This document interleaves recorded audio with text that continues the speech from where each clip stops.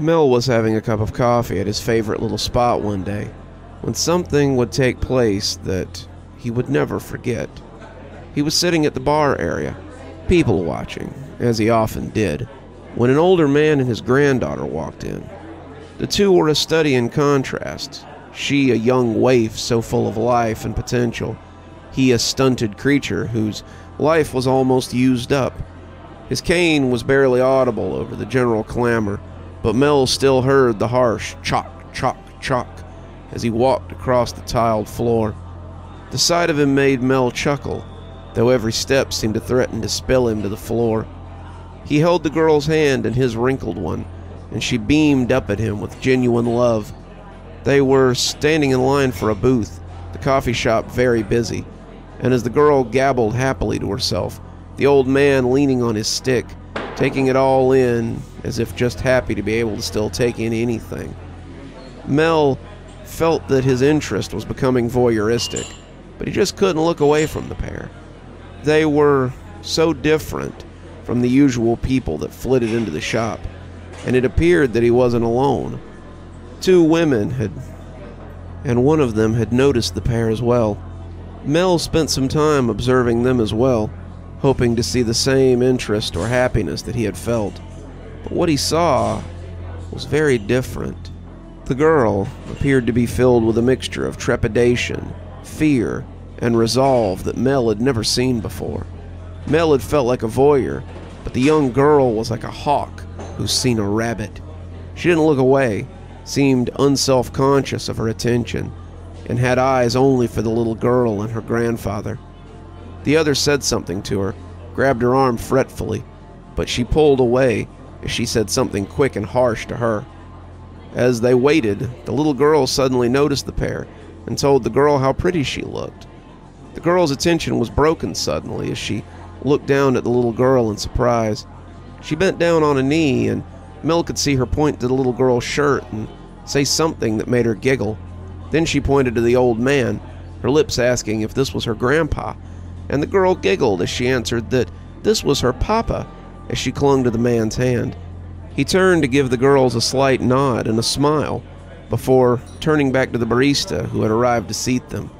The two girls watched them go before seeming to decide to come to the bar, where Mel was sitting instead of waiting for a booth as well.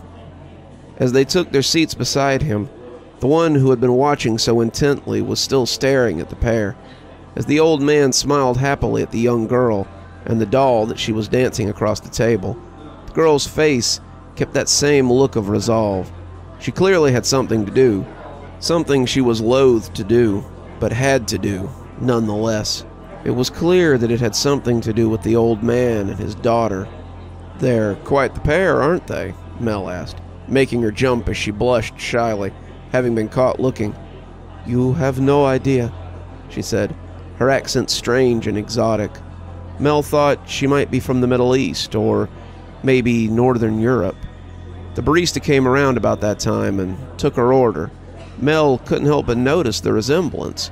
The two girls were quite dark, their hair long and black as it spilled down their backs, and as the one with the intense stare leaned in to whisper to the waitress, Mel saw the new girl look over at the pair sitting at the table. She nodded and brought the two girls coffee as she went to bustle in the kitchen. "Do you know them?" Mel asked, becoming very curious as the exchange went on. "Unfortunately, I do," the girl told him, sipping her coffee. The longer he looked at the girl, the more Mel suspected that she was foreign. This was Sweden, of course. There were foreigners everywhere these days. But she also looked foreign in that way that people look out of time. The girl, as he thought of her, was likely in her mid-20s, but her eyes led him to believe that she had lived more in those 20 years than Mel had in his 37. She had lived through terrible times, seen atrocities, and had come out on the other side. He noticed movement from the table where the little girl sat with her father, and she squealed a little as a mountain of whipped cream and sprinkles was delivered atop some chocolate confection. To the father went a far more sensible coffee and a scone, and Mel thought the old man might have made out better. The shop's scones were to die for, and were less likely to put you into diabetic shock. "You probably just made that little girl's day," Mel said offhandedly, guessing the woman had sent the order there. She sighed. "I hope so. I would like to give her some joy on what may be the worst day of her life." Mel looked at her questioningly, but the woman had eyes only for the old man as he sipped before adding sugar to his coffee. "I met him in 2007 when I was 12 years old, and I've spent the last 17 years tracking him down. He has been my sole obsession, my reason for living, and every time I thought I might simply lie down and die, his face pushes me on." She stiffened a little as he looked down at the scone, but his granddaughter did something to steal his attention, and he looked away. "Must be a hell of a story," Mel commented. "Would you like to hear it?" she asked, still not looking away from the old man. "It appears we have some time." Mel wanted to decline, but instead he nodded as he invited her to continue. "It all started when the Russian army invaded our lands." When she started talking, there was no way that he could make her stop. Once she got started, there was no way he would want her to. "When I was little, we lived on a farm far from here. Our town was small, little more than a farming community, but we were happy. My family kept goats, sheep, chickens, cows, and horses. We made a living selling milk and eggs, wool and cheese, and our family was large. I had 9 siblings, 5 boys and 4 girls, and we helped my mother and father with the daily chores and the running of the farm. So when the Russian army pushed a little further, we became afraid. We could see the smoke, we could hear the gunfire sometimes, and the army was nowhere to be seen. The townspeople raised a militia, but it was no match for the might of the Red Army. They shot our young soldiers, our hunters, our ranchers, and marched into the town over the backs of the broken. We could see them from our farm. Father had not joined them, and we knew that the bad times would soon be upon us." She paused, watching as the man took the scone in his hand before setting it down again. She sighed, saying something in a language I didn't know, before continuing. "We were all brought into the town the next day, some of us by force, and taken to the meeting hall in town so we could meet our new overseer. The mayor had stood with the men of the militia and had been killed, so the man who stood on the stage was as different from the mayor as night to day. The mayor was a big bear of a man, and he was kind to his friends and neighbors. This man, slight and wearing a military uniform, looked more like Father Christmas. He was an older man, his face a smiling mask that he showed us with great excitement. His eyes, however, reflected none of the smile on his face. He told us his name was Major Krishker, and that he would treat us as well as we treated him. That turned out to be a lie. For the first few weeks, all proceeded as normal. The soldiers and the overseers toured the town, took in the farms, saw the markets, met the people. The man was courteous, but his sharp eyes missed nothing. The people thought that maybe the occupation would not be so bad. Perhaps he would be a kind overseer, and when he moved on, the town would still be as it had been. They could not have known how short a time that peace would be. It began with simple theft. The soldiers came to our farms and demanded that we give them a portion of our crops. Not much, they said, only an amount that came to around 25% of our total crop. Now, the mayor had always requested a third, so Father was excited that we wanted less. The mayor had already taken his share, however, and Father told the soldiers this. Taking more would cut into the food we had for winter, but the soldiers said he didn't care. "You will give us what we ask for, or it will be taken," they said, and thus we gave it to them. My brothers, none of whom had gone to fight, became angry at this, but Father told them it would be okay. It is not winter yet, and we will grow a little more before it comes. Next came the conscriptions. They told every male over the age of 16 in the village that they would be conscripted into the Red Army. They would be trained, they would be paid, and they would be able to send money back to their families. 3 of my brothers were of this age, and they were taken for training, despite their protests. My father continued to say that this was okay. They would send money back, and our lives might be better. Father had forbidden any of his children to join the militia, but it seemed the war would take them nonetheless. My older brothers left on a truck that day, and we never received money or letters, or saw them ever again. Mel began to worry about the direction of this story. He was expecting a heartwarming tale about someone helping a town in a time of strife. He had hoped that maybe the girl was repaying a kindness to the old man, but the longer the story went on, the less and less he thought it was so. Taking another look at the little girl, who was dancing her doll around the sugary confection, Mel thought she looked different from the old man who sat across from her. Her hair was darker, her features less harsh, but she was young and he was very old. With so many of the men gone, next came the brutality. The soldiers didn't need to tax anymore.